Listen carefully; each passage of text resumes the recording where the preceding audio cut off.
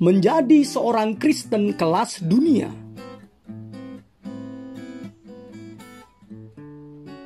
Shalom mitra produktif, masih bersama dengan saya, Pastor Tommy Ringo, di YouTube Tahta Daud Channel dan di podcast Anchor Produktif dalam program 50 episode kehidupan yang dikendalikan oleh tujuan yang alkitabiah. Untuk apa kita ada di dunia ini? Episode 38.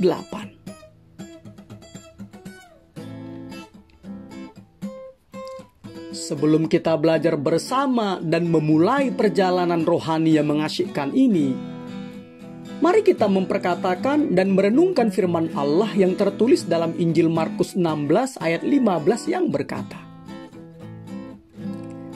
lalu ia berkata kepada mereka, pergilah ke seluruh dunia, beritakanlah Injil kepada segala makhluk.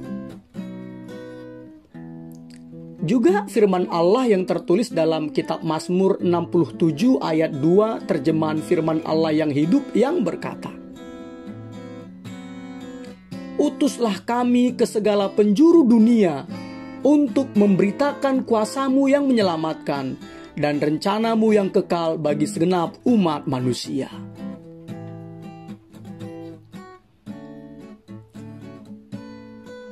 Dari ayat-ayat tersebut kita diingatkan mitra produktif bahwa amanat agung adalah perintah pengutusan Anda. Amanat agung adalah perintah pengutusan Anda.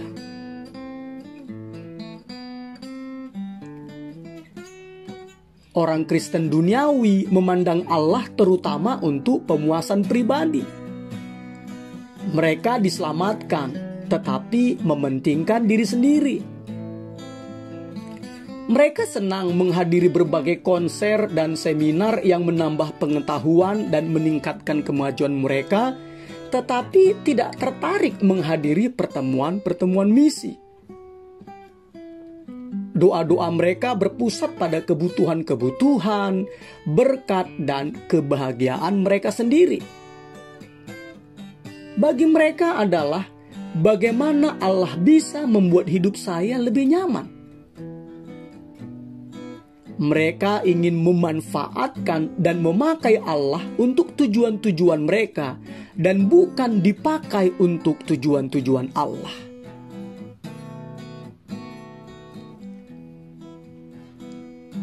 Sebaliknya, orang Kristen kelas dunia tahu bahwa mereka diselamatkan untuk melayani dan mereka diciptakan untuk suatu misi. Mereka siap menerima tugas pribadi dan bergairah karena hak istimewa dipakai oleh Allah. Orang-orang Kristen kelas dunia adalah satu-satunya kelompok orang yang benar-benar hidup di planet ini. Sukacita, percaya diri, dan antusiasme mereka sangat menular karena mereka tahu bahwa mereka membuat perubahan. Mitra produktif, Allah mengajak Anda untuk mengambil bagian dalam hal yang paling besar, paling luas, paling beragam, dan paling penting sepanjang sejarah, yaitu kerajaannya. Sejarah adalah kisahnya. Allah sedang membangun keluarganya untuk kekekalan. Tidak ada yang lebih penting lagi. Tidak ada lagi yang akan bertahan selama itu, yaitu selama kerajaannya. Karena kerajaannya abadi, kekal selama-lamanya.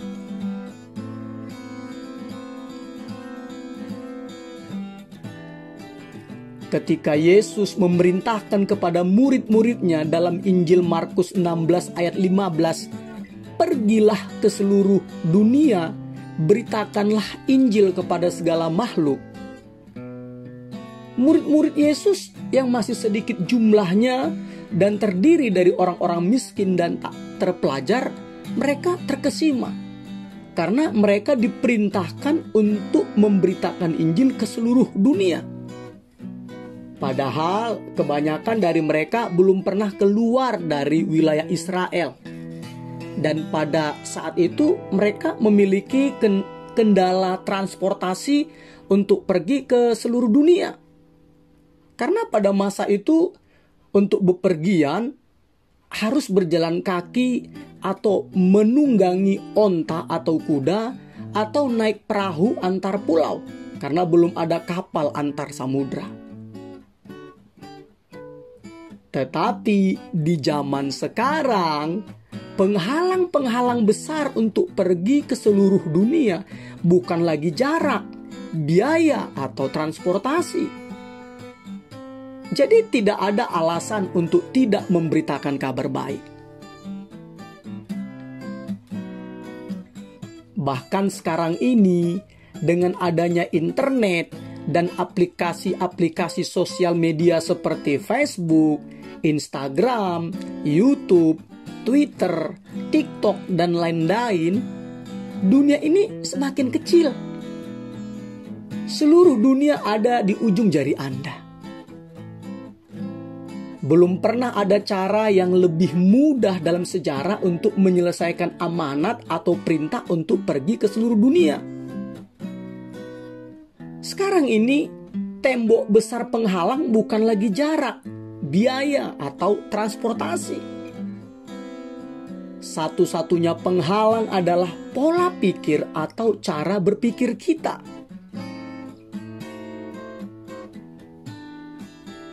Mitra produktif, untuk menjadi seorang Kristen kelas dunia, Anda harus membuat perubahan mental.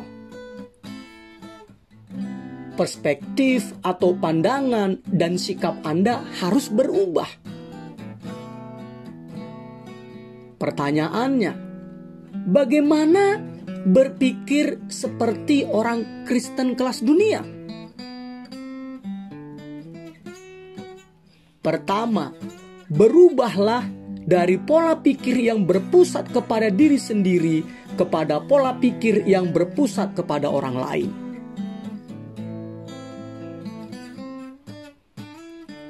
Firman Allah dalam surat 1 Korintus 14 ayat 20 berkata,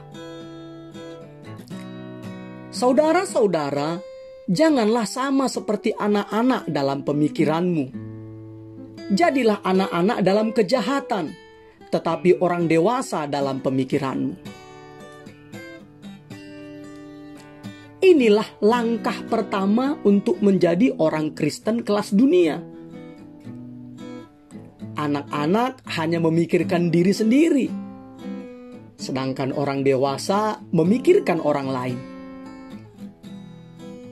Allah memerintahkan dalam surat Filipi 2 ayat 4. Janganlah tiap-tiap orang hanya memperhatikan kepentingannya sendiri, tetapi kepentingan orang lain juga. Tentu saja hal ini merupakan perubahan mental yang sulit. Karena kita pada dasarnya secara alami memang lebih memperhatikan diri sendiri.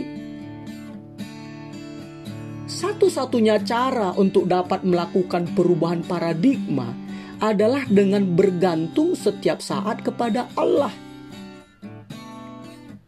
Untunglah Allah tidak membiarkan kita bergumul sendiri. Ia menyertai kita senantiasa.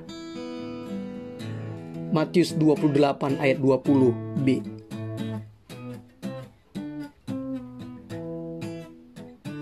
Karena itu mitra produktif, mulailah bertanya dan meminta kepada Roh Kudus untuk membantu Anda memikirkan kebutuhan rohani dari orang-orang yang belum percaya ketika Anda sedang berbicara kepada mereka. Dengan latihan, Anda dapat mengembangkan kebiasaan berdoa dalam hati untuk mereka selagi Anda berbicara dengan mereka. Katakanlah, Roh Kudus, tolonglah saya untuk memahami apa yang menghalangi orang ini untuk mengenal-Mu. Tujuannya adalah untuk menemukan di mana orang-orang itu berada dalam perjalanan rohani mereka, dan kemudian melakukan apa saja yang dapat membawa mereka lebih dekat kepada pengenalan akan Allah. Anda dapat belajar melakukan ini dengan mengadopsi pemikiran Paulus yang tertulis dalam surat 1 Korintus 10 ayat 33. Sama seperti aku juga berusaha menyenangkan hati semua orang dalam segala hal, bukan untuk kepentingan diriku, tetapi untuk kepentingan orang banyak, supaya mereka beroleh selamat.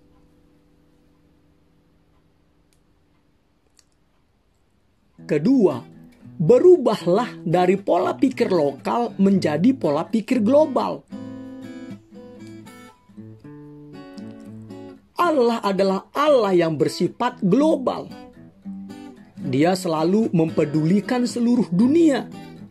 Seperti yang tertulis di dalam Injil Yohanes 3 ayat 16.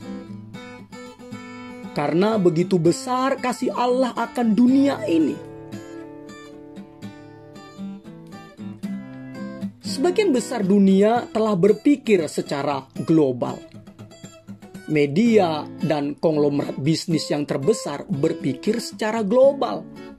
Makanya bisnis mereka bersifat multinasional.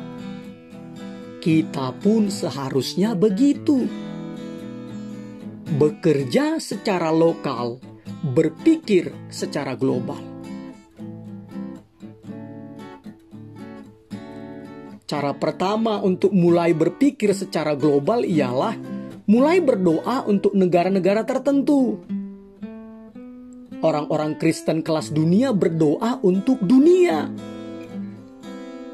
Ambillah sebuah bola dunia atau peta dan doakanlah bangsa-bangsa dengan menyebutkan namanya. Karena Allah berfirman dalam kitab Mazmur 2 ayat 8. Mintalah kepadaku, maka bangsa-bangsa akan kuberikan kepadamu menjadi milik pusakamu, dan ujung bumi menjadi kepunyaanmu.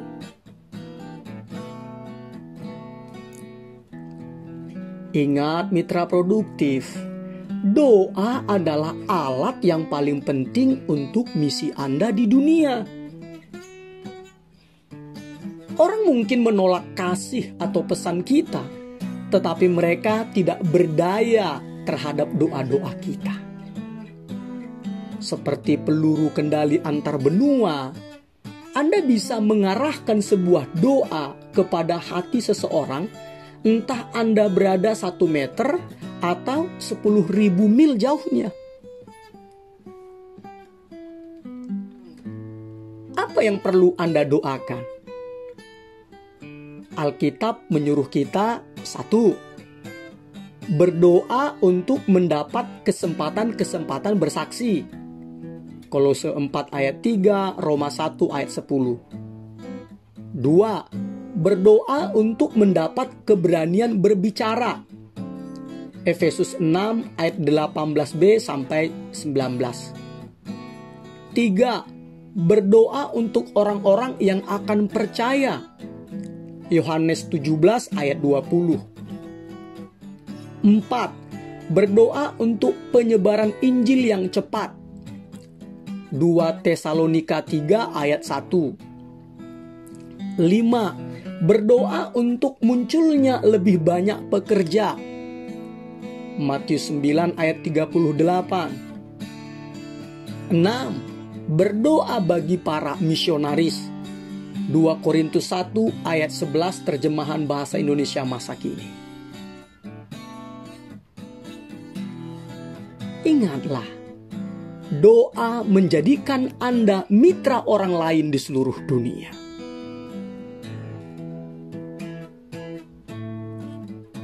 Cara lain untuk mengembangkan pola pikir global adalah dengan membaca dan mengamati berita-berita dengan kacamata amanat agung. Kapan dan dimanapun ada perubahan atau konflik, Anda dapat memastikan bahwa Allah akan memakainya untuk membawa orang-orang datang kepada Dia. Orang-orang lebih terbuka kepada Allah ketika mereka berada di bawah tekanan atau dalam masa transisi. Dan karena perubahan semakin meningkat di dunia ini, maka sekarang ini lebih banyak orang lebih terbuka untuk mendengarkan kabar baik dibandingkan sebelumnya.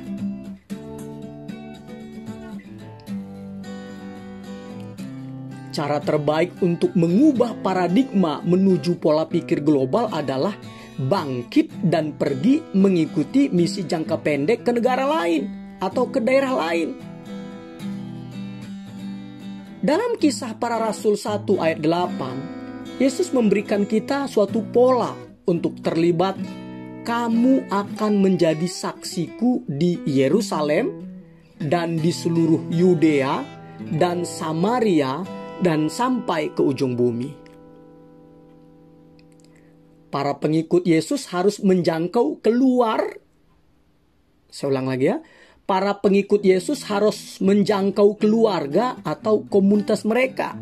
Itu Yerusalem mereka ya. Menjangkau lagi, menjangkau negara mereka yang diwakilkan oleh Yudea. Menjangkau kebudayaan lain yang diwakilkan kata Samaria. Dan menjangkau bangsa-bangsa lain yang diwakilkan kata sampai ke ujung bumi. Perhatikanlah bahwa amanat kita itu bersifat serentak, bukan berurutan. Mitra produktif, walaupun tidak semua orang Kristen terpanggil sebagai misionaris, tetapi semua orang Kristen dipanggil untuk terlibat dalam misi ke dalam 4 kelompok di atas, yaitu keluarga atau komunitas, negara sendiri, itu Yudea, kalau keluarga dan komunitas tadi Yerusalem, negara sendiri Yudea, kebudayaan lain Samaria, dan bangsa-bangsa lain itu dunia. Dengan satu atau lain cara. Tetapkanlah suatu sasaran untuk ikut serta dan terlibat dalam suatu proyek misi ke masing-masing dari 4 sasaran atau kelompok tersebut. Saya mendorong Anda untuk menabung dan melakukan apapun yang dapat Anda lakukan untuk berpartisipasi dalam sebuah perjalanan misi jangka pendek ke luar negeri atau keluar daerah secepatnya. Pengalaman ini akan memperluas hati Anda, memperlebar visi Anda, mengembangkan iman Anda, memperdalam belas kasihan Anda, dan memenuhi hati Anda dengan sukacita yang belum pernah Anda rasakan sebelumnya. Itu dapat menjadi titik balik di dalam kehidupan Anda. Dan jika Anda bingung untuk memulainya, saya mendorong Anda untuk ikut dan bergabung dengan pelayanan misi CBM, Christ Body Ministry Jakarta, yang dipimpin oleh seorang pengusaha dan hamba Tuhan yang baik dan setia, yaitu Bapak Eko Wibowo.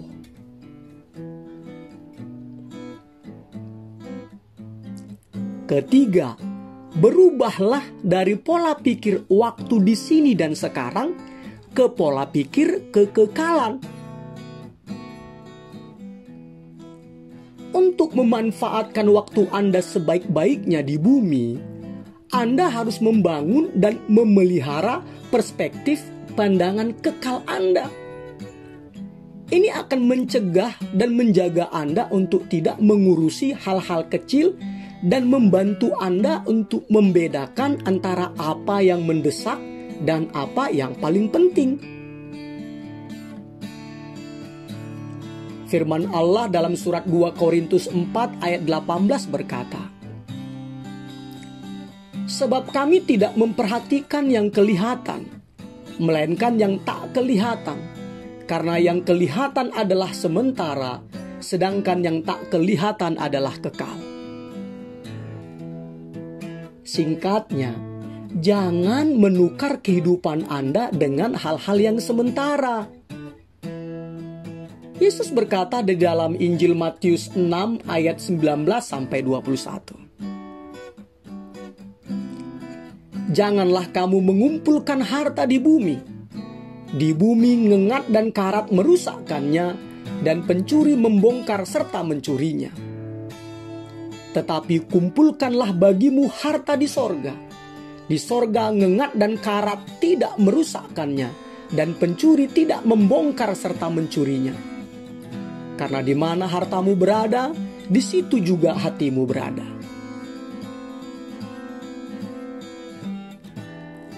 Anda mungkin sudah mendengar pernyataan, kamu tidak bisa membawa hartamu bersamamu kalau kamu sudah mati.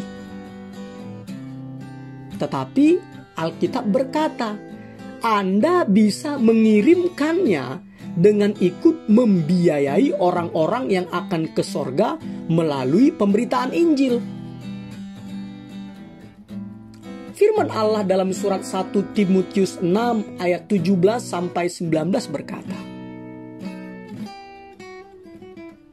peringatkanlah kepada orang-orang kaya di dunia ini, agar mereka jangan tinggi hati dan jangan berharap pada sesuatu yang tak tentu seperti kekayaan, melainkan pada Allah yang dalam kekayaannya memberikan kepada kita segala sesuatu untuk dinikmati.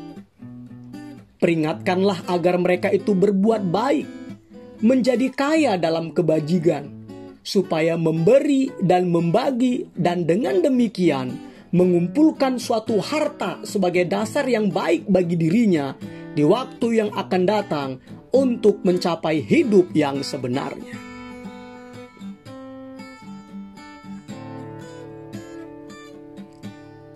Keempat, berubahlah dari pola pikir mencari-cari alasan ke pola pikir mencari cara-cara kreatif untuk melaksanakan misi Anda.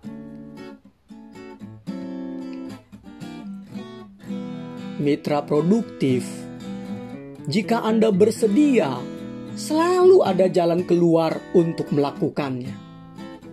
Kesulitan-kesulitan yang Anda hadapi dalam melaksanakan misi Anda bukanlah hambatan yang berarti. Itu hanyalah berarti Anda harus berpikir dan bertindak dengan cara-cara yang lebih kreatif lagi. Jangan izinkan keterbatasan Anda menghambat produktivitas Anda.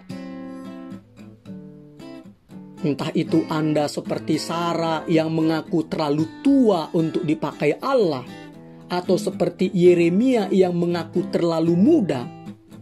Allah menolak alasan-alasan mereka dan tetap memakai mereka untuk menyatakan kemuliaannya.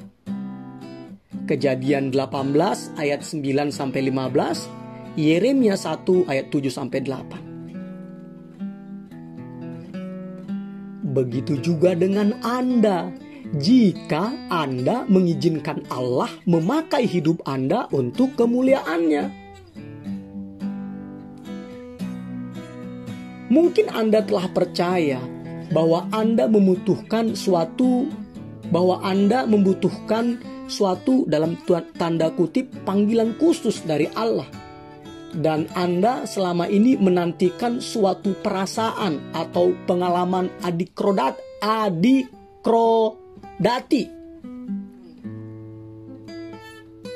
Tetapi ingatlah, kita semua dipanggil untuk memenuhi kelima tujuan Allah untuk kehidupan kita, yaitu untuk menyembah, untuk bersekutu, untuk bertumbuh menjadi serupa dengan Kristus, untuk melayani, dan untuk terlibat dalam misi bersama Allah di dunia. Allah tidak mau memakai hanya sebagian dari umatnya.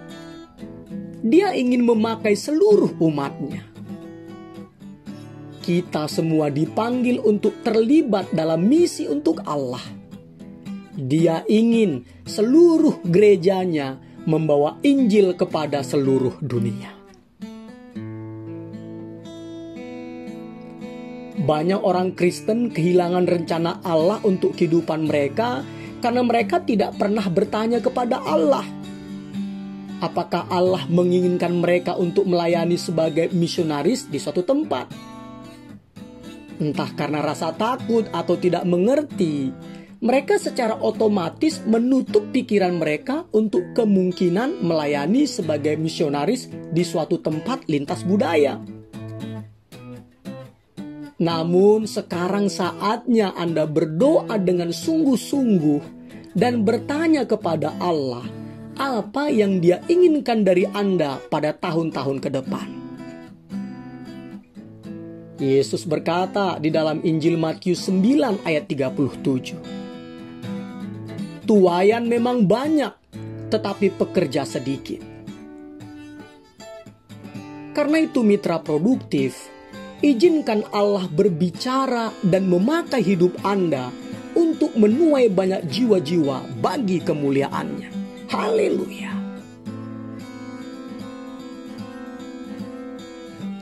Mitra produktif, jika Anda ingin menjadi seperti Yesus, Anda harus mempunyai hati untuk seluruh dunia. Anda tidak bisa puas hanya dengan keluarga dan teman-teman Anda yang datang kepada Yesus. Ada lebih dari 7.794.798.739 orang di dunia ini. Dan Yesus ingin agar semua anaknya yang terhilang ditemukan. Makanya amanat agung adalah perintah pengutusan Anda. Dan melakukan bagian Anda adalah rahasia menjalani kehidupan yang bermakna.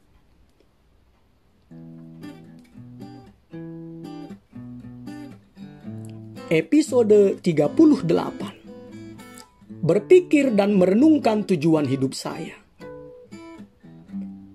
Nilai-nilai atau prinsip-prinsip yang harus dipikirkan dan direnungkan.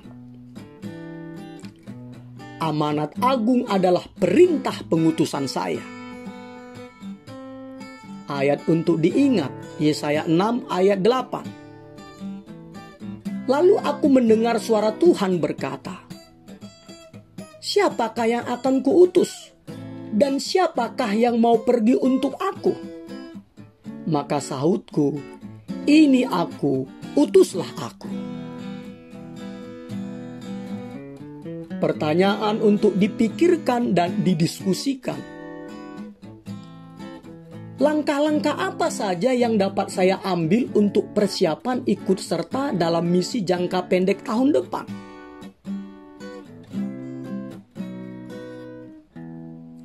Immanuel, Allah menyertai kita mitra produktif. Amin.